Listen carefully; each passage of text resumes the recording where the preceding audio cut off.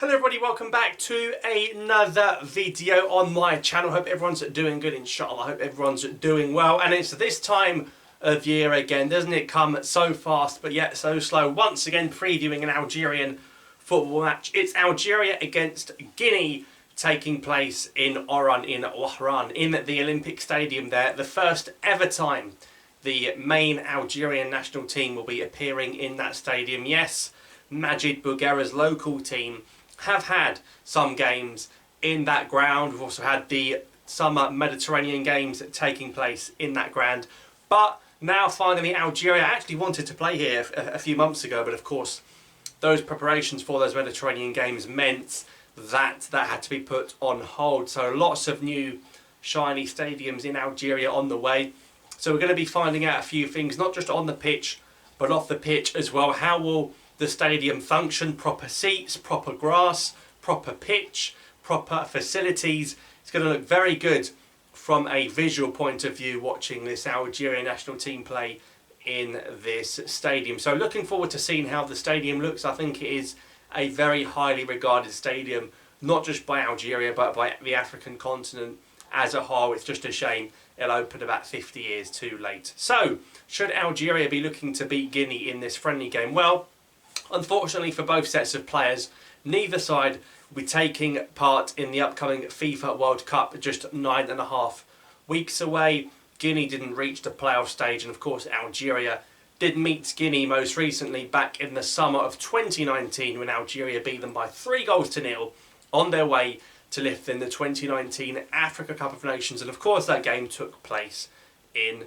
Egypt. But the Guinea team is very, very different now. You look at the back, they've got Diakabi from Valencia, a very, very good defender. Surprised that France have let him go. You look at that midfield area. Now, I'm very confused by this Guinea situation. They called up Naby Keita in their squad. Following that, the Liverpool manager Jurgen Klopp has come out and said Naby is injured. He can't feature no way before at least October for both club and country. And he said he would be very surprised if Naby Keita played for Guinea in these games. Now, we know Keita's struggling at the moment with what's going on behind the scenes at Liverpool, but with the Guinea national team, he's generally been very, very good, very loyal to them, the captain on a number of occasions. So it's going to be interesting to see what cards Keita plays. Is he going to go along with this injury that he seems to be having for a long, long time, or is he going to please his people and play in this friendly game? So it's going to be interesting. Of course, Algeria would rather probably that Keita didn't play because of his quality player, and it would increase our chances of winning if he didn't play. But then again, you look at the quality of that Guinea midfield with Diawara, who recently left Roma, with Moriba, who used to be through the Barcelona academy system, went to Leipzig. I think he's at Valencia now as well. So there are some good options in the middle of the park for Guinea. And up front, of course, Serhou Guirassy, who is now in the Bundesliga doing very well at Stuttgart, was doing very well last season in Liga.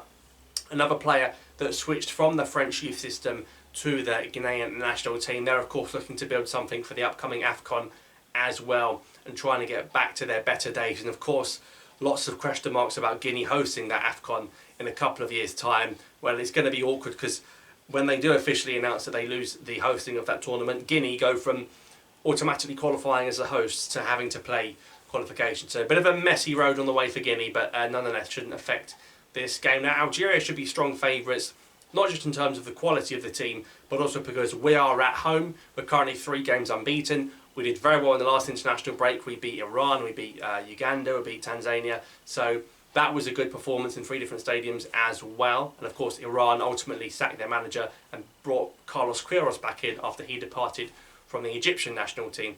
So Algeria actually come into this game in pretty decent form, and they should be looking to beat this Guinea side. And there should be some concerns over the manager, I think, if he didn't beat this Guinea team, particularly with some of the players he's able to welcome back. Now, for me, I think this should be the more experimental lineup, and sort of the strong main team where you try to win, play to win, should be the team that starts against Nigeria. The Guinea game, for me, should be more about trying new players, and Guinea are not, they're no mugs, they're a decent side. So you try and play against decent opposition, and you're finally seeing just how good they can be.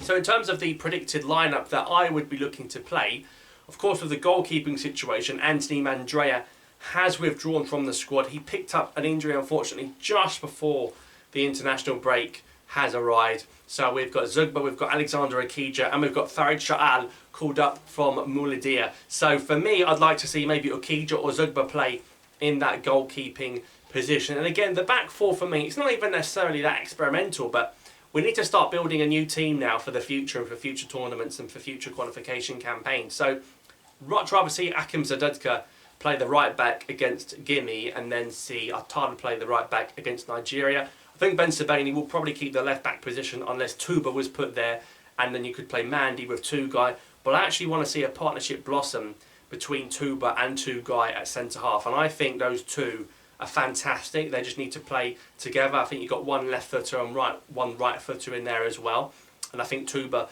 can play a variety of positions, but he's obviously there as a versatile player that can cover the left back area as well. In the midfield, you expect to see Banassa and you expect to see Zarouki. It's the third midfielder that you're probably wondering who's going to play in there.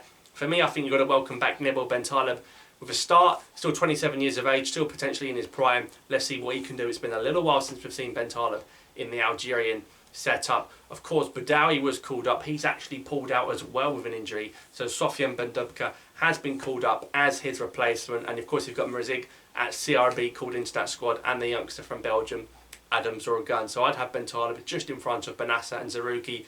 And in the front three, I don't see the need to play Riyad Mahrez in this game. I know he probably might play because he missed the last international break. I want to see Adam Ounas given a run of games. He needs to get his match fitness up for Lille as well. So I want to see Adam Ounas on that right-hand side. I want to see Bilal Brahimi on that left-hand side as well. I want to see more game time from Bilal Brahimi. Of course, Bilali in Oran, in his hometown, is probably going to be wanting to start that sort of fixture as well. So let's see if Bilali or Mahrez play, or let's see if Brahimi or Adam Ounas plays. And up front, it's got to be Delors or Amora. I think Slimani got to be there for the vibes, really. I want to see Delors play. Let's not start going down this road again of bringing a top-class centre forward and then benching him again. Last time he got benched for Bonaja. If we bench Amora for Delors, I think that's an insult to Andrew. So let's start Delors in this game and then play Amora on one of the wings with him, or bring Amora on in the second half. But I'm sure we're going to see all these players because it's two friendly games, and Belmadi does like to rotate the squad to give everyone a go, including the goalkeepers. Remember the last international break, 3 different games, 3 different goalkeepers. So let's see how this game goes. It's of course a Friday evening kickoff, 8 o'clock on the 23rd of September in Oran, so temperature conditions should be okay. We're at the back end of September now. I'm going to predict that Algeria are going to win this game by 3 goals to 1, and I'm going to go for an Andy Delors brace and a goal from Bilal Brahimi, and I'm going to say Girassi is going to score one for Guinea. So do leave your score predictions in the comments down below.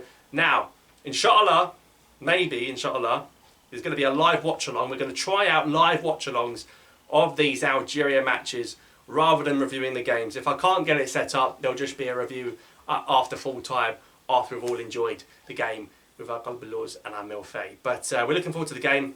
Just look out for the notification. If there is a live watch-along, it'll be Match Day Live. It'll be quite cool. It can be interactive. Go through the starting lineup, inshallah. Things like that. React to the play as it happens. So if you want to see the watch-along, like I said, keep a comment in the comments section. But yeah, leave your score predictions in the comments down below. African football returns. Algeria taking on Guinea in Oran in that stadium for the very first time. Thanks for watching. Subscribe for more, and I'll see you next time.